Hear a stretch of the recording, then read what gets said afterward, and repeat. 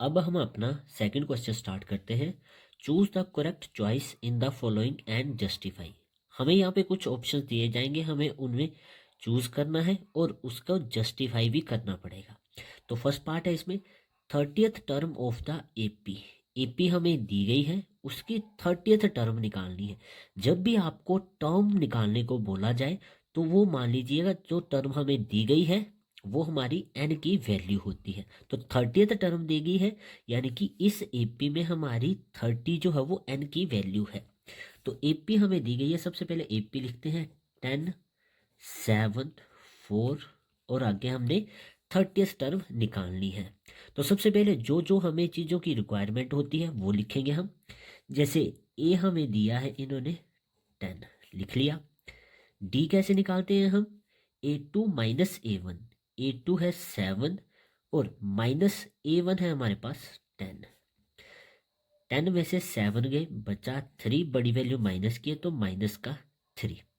30th term निकालनी है, यानी कि n की वैल्यू कितनी है हमारे पास 30।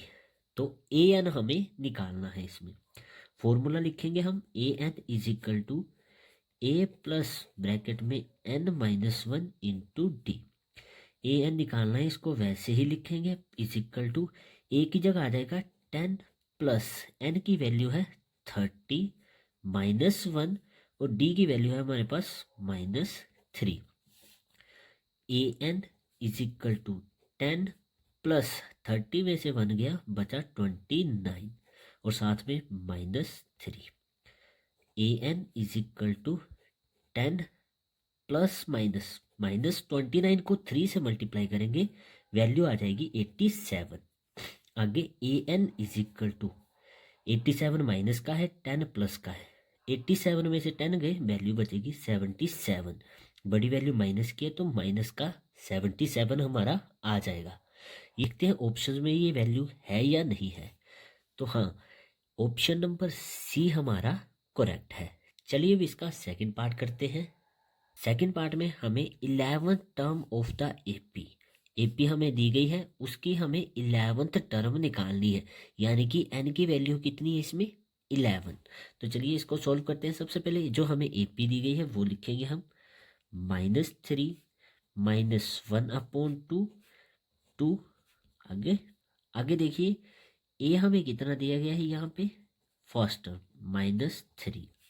डी कैसे निकालते हैं हम, A2 माइनस A1। A2 है इसमें -1/2 माइनस A1 की वैल्यू है माइनस का 3। इसको सॉल्व करेंगे, -1/2 माइनस माइनस प्लस, प्लस का 3 आ जाएगा। अब इसको एलसीएम लेके सॉल्व करना पड़ेगा, तो अपॉन में 1 लिखेंगे, तो 2 और 1 का एलसीएम आ जाएगा 2। सेम एलसीएम है, ऊपर वाली वैल्यू वैसे ही आ जाएगी। 1 है 3 के अपॉन में, तो जो एलसीएम होता है वो ऊपर वाली वैल्यू से डायरेक्ट मल्टीप्लाई हो जाता है। तो 2 3 जा 6। 6 में से 1 गए, बचा 5/2। तो डी कितना आ गया इसमें हमारे पास 5/2। और हमें निकालनी 11th टर्म है, यानी कि एन भी हमें गिवन है 11। तो ए एन निकालना है हमने।